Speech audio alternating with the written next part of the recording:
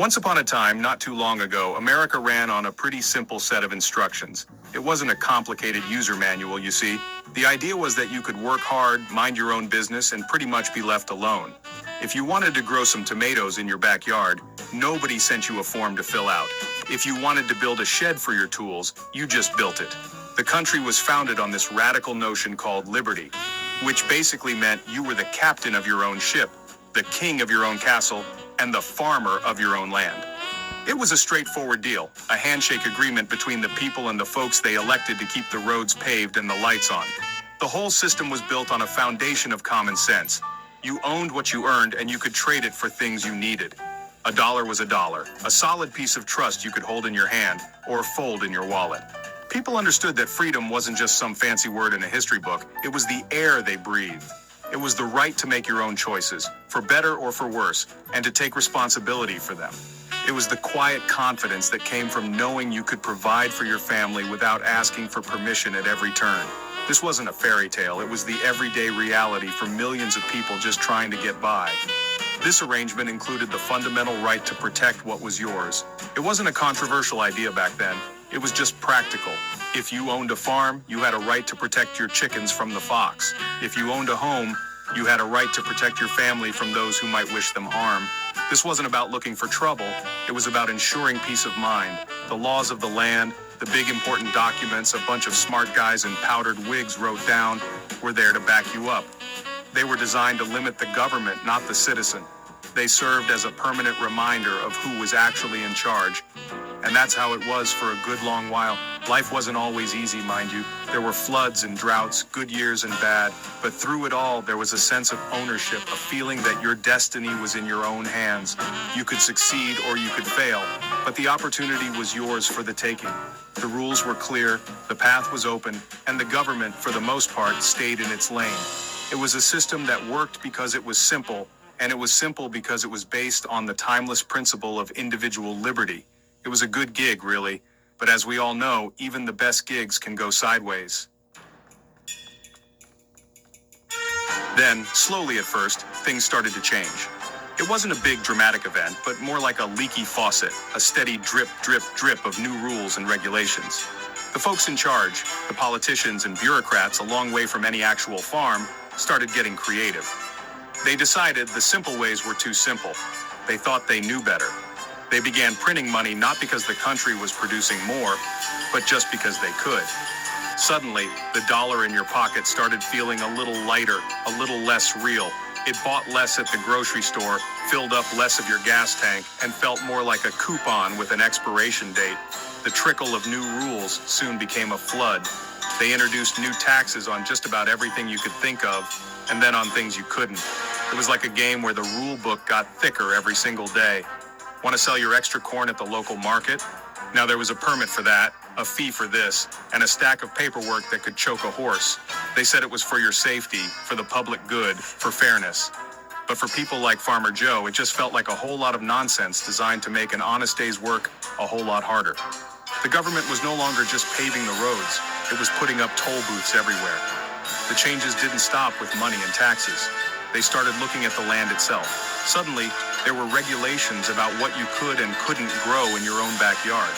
They called it zoning and environmental protection, which sound perfectly reasonable until you find out you can't plant a row of green beans because it violates some obscure city ordinance. The right to provide for yourself, once a cornerstone of American life, was being chipped away, one vegetable at a time. The government, in its infinite wisdom, seemed to believe that a citizen with a shovel and a packet of seeds was a problem that needed managing. And the right to protect what was yours? That started getting complicated too. The simple, common-sense idea that you could defend your property and your family was now tangled in a web of new laws. They made it harder for good, law-abiding people to have the means to protect themselves, all while insisting they were making everyone safer. It was a strange kind of logic, the kind that only makes sense in a committee meeting hundreds of miles away from your front door. The very rights that were supposed to be set in stone were being treated like suggestions, easily ignored when they became inconvenient for those in power. Let's talk about Farmer Joe for a minute. Joe was not a complicated man. He liked the smell of turned earth in the morning and the satisfaction of a barn full of hay. One year, he had a bumper crop of zucchini. We're talking a ridiculous amount of zucchini. So he did what any sensible person would do. He loaded up his old pickup truck and decided to give them away to his neighbors. But before he could even get to the end of his driveway, a local official showed up with a clipboard and a frown. He was informed that distributing unregulated produce without the proper food handling certifications was a public health risk. Joe wasn't selling them, he was giving them away. It didn't matter. There was a rule for that. This kind of thing was happening all over town, but most people just sighed and went along with it. The local school teacher, a nice lady named Mrs. Gable, wanted to start a small school garden to teach the kids where food comes from. A noble idea, right? Wrong. The school district informed her that the liability insurance was prohibitive, the soil hadn't been tested by an approved lab, and the curriculum didn't align with state educational standards on agricultural theory. So, the kids learned about farming from a textbook instead of getting their hands dirty. They learned about rules, not roots. The crazy part is how easily most people accepted it. They grumbled about the new taxes. They shook their heads at the silly rules, but they paid up and complied. It was easier than fighting. It was less trouble than questioning. They had jobs to do, families to raise, and lives to lead. The constant stream of new regulations was like background noise you eventually tune out. People became accustomed to asking for permission, to filling out the forms, to waiting for an official stamp of approval. They forgot that the default setting was supposed to be freedom, not submission. They traded their liberty for the illusion of safety and convenience. And so, the power shifted. It slipped away from the hands of the people and into the filing cabinets of the bureaucracy. Every new rule, every fresh tax, every ridiculous hoop to jump through was a small surrender. Joe looked at his mountain of perfectly good, now illegal zucchini, and saw the problem clearly. It wasn't about the zucchini, it was about control. The government had convinced the people that they were incapable of managing their own lives, their own food, and their own safety without expert guidance. And the people, for the most part, had started to believe it. Farmer Joe knew you couldn't fight a mountain of paperwork with more paperwork. You had to go back to basics. So, he did something radical. He started hosting a weekly get-together at his farm. He didn't call it a protest, he called it a potluck. He invited his neighbors, the teacher, the local mechanic, anyone who would listen. He didn't give angry speeches. Instead, he pulled out a dusty copy of the Constitution and the Bill of Rights. He read the plain, simple words out loud. Words about liberty, property, and the right of the people to be secure in their persons and homes. He reminded them that these weren't just historical documents, they were the rules of the game. His next step was even simpler. He started teaching people how to grow their own food. He didn't just hand out zucchini, he handed out seeds and knowledge. He showed them how to till a small patch of earth in their own backyards, how to make a compost pile, how to grow enough tomatoes to feed their family without needing a grocery store or a government permit.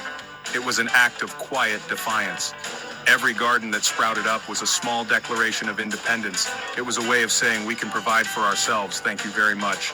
The people were rediscovering the power that comes from the soil. Then Joe talked about real money.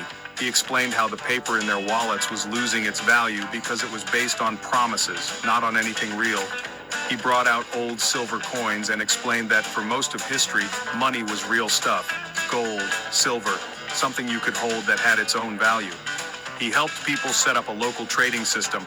The mechanic could fix a tractor in exchange for a side of beef. The teacher could tutor a child in exchange for fresh eggs and milk. It was a return to common sense, a way to bypass a system that was slowly strangling them. They were rebuilding their local economy on a foundation of trust and tangible goods. Finally, Joe talked about the part that made everyone a little nervous, the right to protect all of it. He reminded them that the laws weren't written to make them helpless. They were written to ensure they could defend their lives, their liberty, and their property. He wasn't advocating for violence. He was advocating for readiness. He explained that a free people must also be a responsible people, capable of standing their ground. The town formed a neighborhood watch, not to look for trouble, but to ensure peace.